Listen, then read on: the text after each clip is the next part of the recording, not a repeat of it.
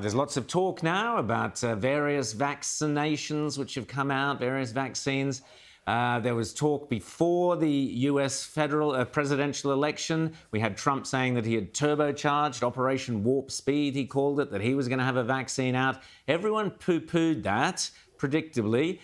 We here on Outsiders, we repeatedly said, you watch, as soon as the election is over, suddenly there will be a vaccine. And sure enough, bang, it landed a couple of days after the election was done and dusted. Coincidence?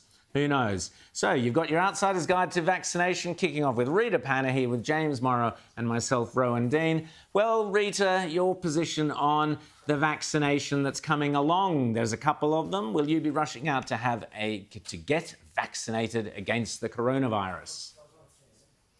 Look, I have no objection to getting the vaccine, though I do resent a little bit being forced to have it. I know some companies will be requiring their staff to have it. Some companies will even require their customers to have it. We've already had Qantas come out and say, if you want to fly with us internationally, then you need to have the vaccine. So I think for that reason alone, I'm going to be having to get this vaccine. So I've got no objection to it. If it's safe and it's gone through all the testing, I'm more than happy to be amongst the first to get it. Where I do think it's unfair to force people to have it is with children, because we know with children, and we've had the Chief Health Officer in the UK and public health officials elsewhere say that for children, this virus, COVID-19, isn't as deadly as the flu. And for them to be forced to have a vaccine for a virus that doesn't really impact them in the same way as it does adults, and particularly people who are much older, over 80, and have pre-existing health conditions, that I think is a little bit troubling. Is that really in the best interests of the child? You might say it's for the greater good, because though children aren't severely impacted by it, they can pass it on to someone who's older and more vulnerable. So you can make that argument. But yeah, that's where I think there needs to be a little bit more reasoned debate and a little less hysteria, because it seems like you can't even talk about this stuff without some people losing their minds. Well, that's true. Rita, I want to ask you in a second about the flu vaccine you had, which you had a terrible reaction to, but we'll get onto that in a second. James, 1796 was when the first vaccines came along. Dr. Edward Jenner from Gloucestershire in England performed the world's first vaccination, taking pus from a cowpox lesion on a milkmaid's hand. Jenner successfully inoculated an 8-year-old boy, James Phipps. Jenner's theory was that the cowpox would protect the human constitution from the infection of smallpox. So we often forget, when we hear people talking, James, about vaccines and vaccination, it sounds like it's just some pill you chuck down and away you go. But we have to remember how vaccination works. It injects something dangerous in a small amount in the hope that the body will be triggered to then be prepared to fight off a larger amount of the same thing. That's the basic, I'm not a doctor, so that's the basic way vaccination works. Yeah. James, Rita mentioned, kids, and, she'd be one of the first out there, but the threat of could there be any risk to kids? Let's just remember, first of all, and I'm going to play devil's advocate here, that it's taken many diseases up to 40 years to test for vaccinations, whether they're safe. Most vaccinations take years and years to develop, because we have to know that once you've injected this, whatever it is, into a person, that there won't be some side effects further down the track. Do you share Rita's confidence that Operation Warp Speed and all the various vaccination processes have been adequately tested? Yeah, look, I've talked to a lot of doctors about this, and I've wondered is this thing going to be safe? The consensus from everybody that I've talked to is, yeah, you'll be fine with it. The worst thing you'll probably do is get some sort of COVID-like symptoms for a couple of days, and then you'll be fine afterwards. There's a lot of things here, though, that are really interesting to unpack with this, Rowan and Rita. And one of the things is that how, when this whole thing started, the vaccine was supposed to be our way out of this crisis. And now it seems like there's more and more people, including some surprising ones in some surprising quarters, who are now really kind of hoping to slow walk the vaccine and saying, oh, well, we got to wait. We got to test it. Who knows? It could be years before that's good.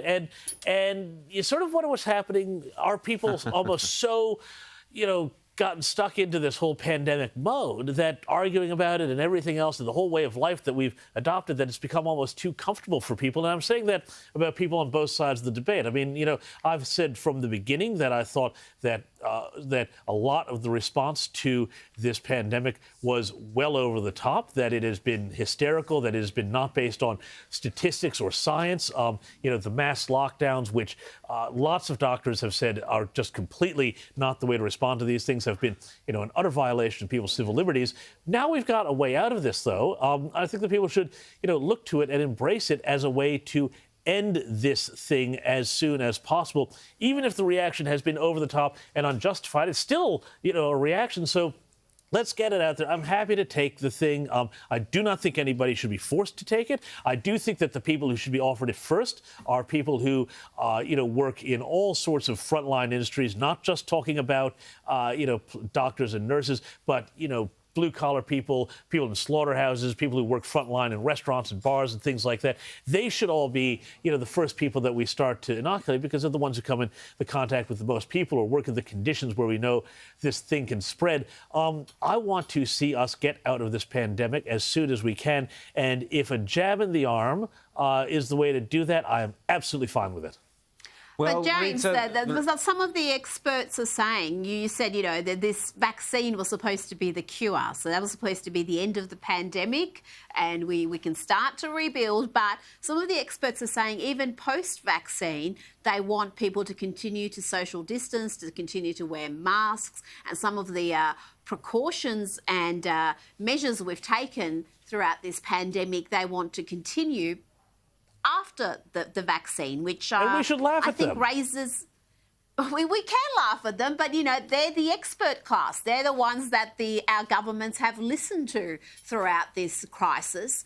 And it's interesting that even post-vaccine, they don't want to let go of some of those measures, which I don't know how much luck they're going to have getting people to abide by them. Well, after we know for a fact that a lot of people are very, very unhappy about it. Certainly, the moment Scott Morrison suggested it would be kind of compulsory, he had to backtrack very, very quickly. And you can understand people's fear and reluctance. If you look at things like the thalidomide scare back in the 60s and 70s, where what was apparently a safe drug had all sorts of disastrous results that didn't become known immediately. Now, the problem that I see is, which you both touched on, is this is seen as the end of the pandemic and the magic way out of the pandemic. But if you actually look, for example, John Hopkins' study, which was done recently, released recently, shows that COVID finished back in April and of this year. It was done and dusted, that the deaths are finished. So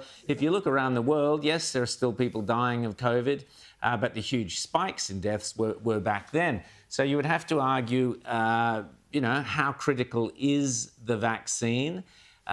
Certainly in terms of mandatory, voluntary, obviously everyone should be able to free to take whatever they want to take. But any suggestion of mandatory vaccines, such as you mentioned, Rita, Qantas and others, and we will see what happens. I wouldn't be surprised if in Victoria, who knows, they start to, and elsewhere, they start to say, no, certain people must have had the vaccine. But the question then becomes, if there is some nasty side effect that is yet, and which we couldn't possibly know about because there hasn't been long enough to test anything, who's then responsible if you forced people to take it?